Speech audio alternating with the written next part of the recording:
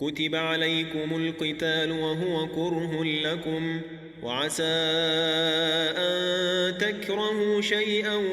وهو خير لكم وعسى أن تحبوا شيئا وهو شر لكم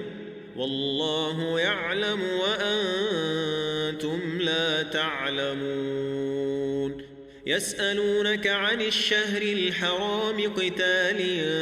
فيه قل قتال فيه كبير وصد عن سبيل الله وكفر به والمسجد الحرام وإخراج أهله منه أكبر عند الله والفتنة أكبر من القتل ولا يزالون يقاتلونكم حتى يردوكم عن دينكم إن استطاعوا ومن يرتد منكم عن دينه فيمت وهو كافر فأولئك حبطت أعمالهم في الدنيا والآخرة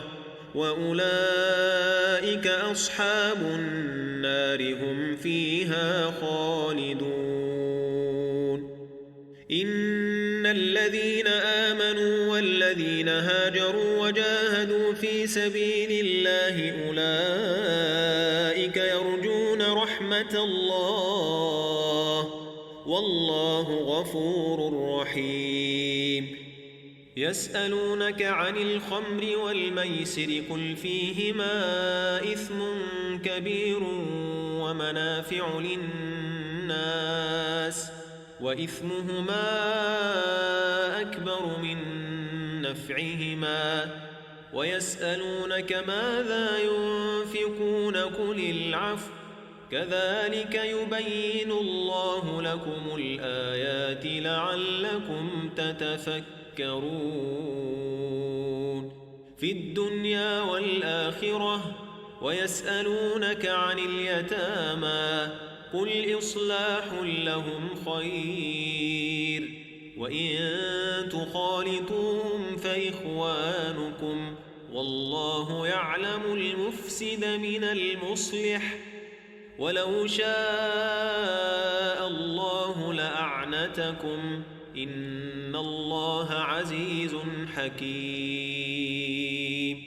ولا تنكحوا المشركات حتى يؤمن ولأمة مؤمنة خير من مشركة ولو أعجبتكم ولا تنكحوا المشركين حتى يؤمنوا ولعبد مؤمن خير من مشرك ولو أعجبكم أولئك يدعون إلى النار والله يدعو إلى الجنة والمغفرة بإذنه ويبين آياته للناس لعلهم يتذكرون ويسألونك عن المحيض قل هو أذى فاعتزلوا النساء في المحيض ولا تقربوهن حتى يطهرن فإذا تطهرن فأتوهن من حيث أمركم الله إن الله يحب التوابين ويحب المتطهرين نساؤكم حرث لكم فأتوا حرثكم أنى شئتم وقدموا لأنفسكم واتقوا الله واعلموا أنكم ملاقوه وبشر المؤمنين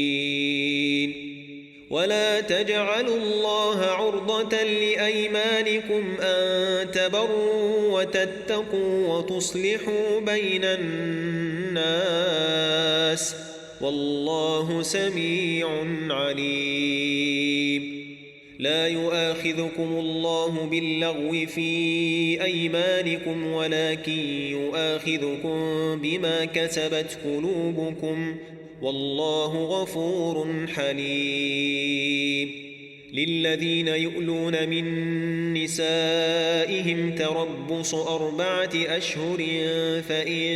فاءوا فإن الله غفور رحيم وإن عزموا الطلاق فإن الله سميع عليم والمطلقات يتربصن بأنفسهن 3 قروء ولا يحل لهن أن يكتمن ما خلق الله في أرحامهن إن كن يؤمن بالله واليوم الآخر وبعولتهن أحق بردهن في ذلك إن أرادوا إصلاحا ولهن مثل الذي عليهن بالمعروف وللرجال عليهن درجة والله عزيز حكيم الطلاق 2 فإمساك بمعروف أو تسريح بإحسان ولا يحل لكم أن تأخذوا مما آتيتموهن شيئا إلا أن يخافا ألا يقيما حدود الله فإن خفتم ألا يقيما حدود الله فلا جناح عليهما فيما افتدت به تلك حدود الله فلا تعتدوها ومن يتعد حدود الله فأولئك هم الظالمون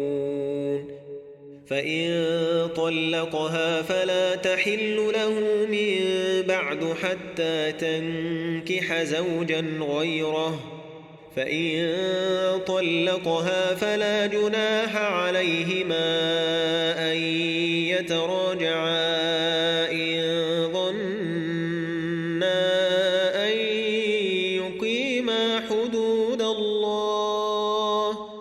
وتلك حدود الله يبينها لقوم يعلمون